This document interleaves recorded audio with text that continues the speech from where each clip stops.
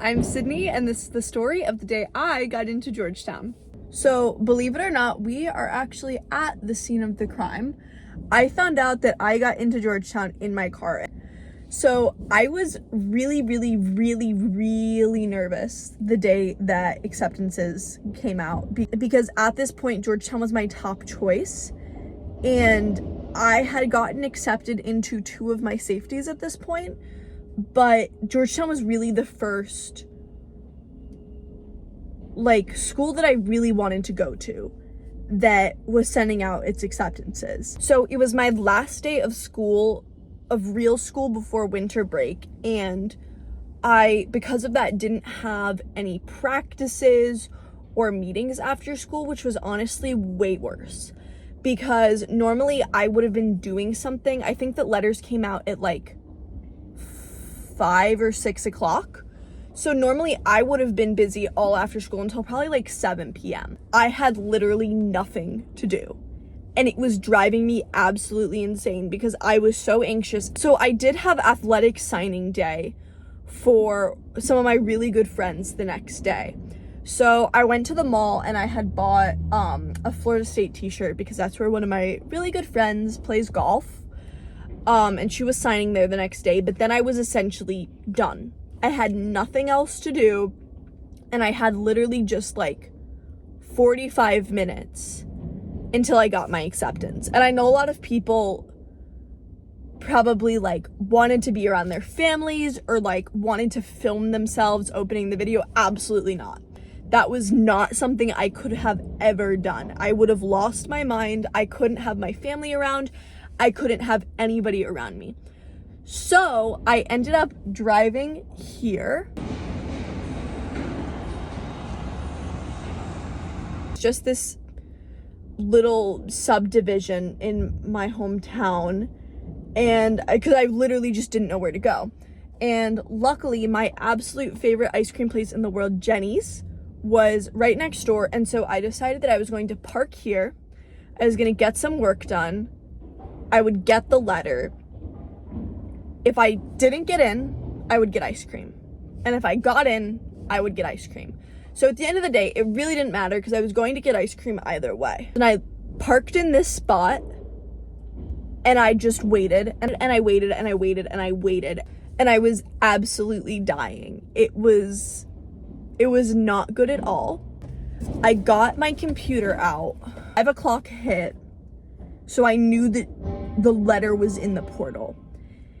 And I was so nervous, and I was convinced I was not getting in. I don't know why, but I had a gut feeling that I was not getting in. So I opened the portal, the Georgetown portal, and I saw, as I opened it, I hadn't clicked on the letter yet, but I saw at the very bottom, it said, complete enrollment contract.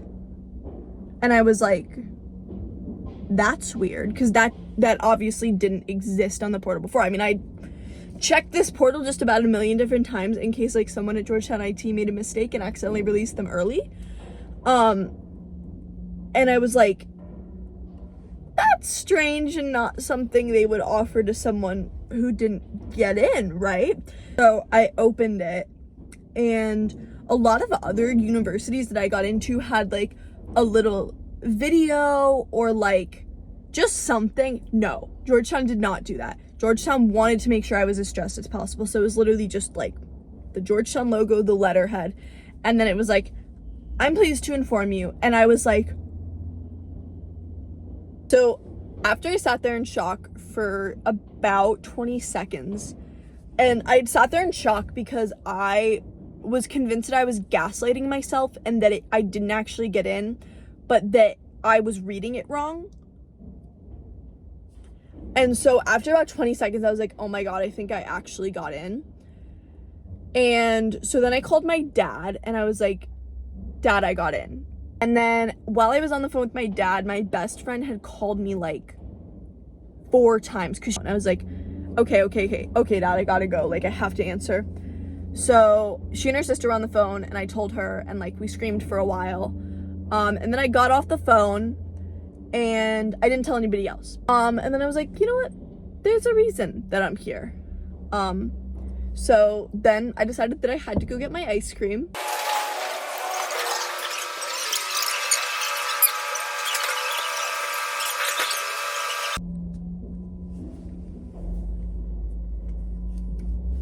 So yeah, so then I got 2 scoops of darkest chocolate in a waffle cone, which is my Jenny's order. I actually told my mom in a bit of a more interesting way. So I actually surprised my mom at the restaurant where I work. We were going there for dinner. Believe it or not, my boss actually found out before my mom did, because I was meeting my family there and I walked in and my boss was like bussing a table or something, and I was like, I have to tell you this. And then I sat down at the table with my mom, and I had gone home and put on my Georgetown sweatshirt that I got when I was touring, and I sat down and my mom said, where's your FSU t-shirt? And I said, oh, actually I decided to wear the sweatshirt of where I'm gonna go. And she freaked out, just super happy.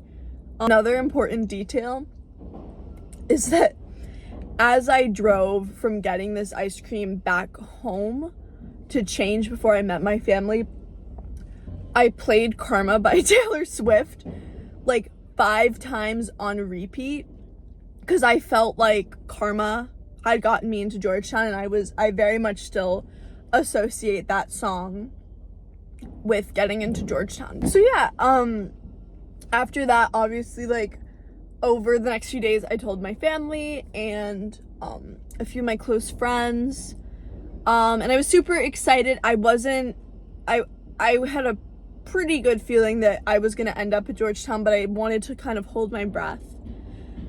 And then obviously I ended up at Georgetown, and looking back, it's probably one of the most influential days of my life. Weird and interesting story to tell people about where I was when I got like the news that would like shape and inform the rest of my life. And I think it's very on brand for me that I was in my Subaru outside of an ice cream place, where it's kind of my final form, I think. But so yeah, that's my Georgetown acceptance story. Obviously it's unique, just like everybody else's. You know, everybody's story looks different, whether you're, you know, got accepted early, got accepted regular, or a transfer student. Thanks for listening. I'm gonna go finish this ice cream.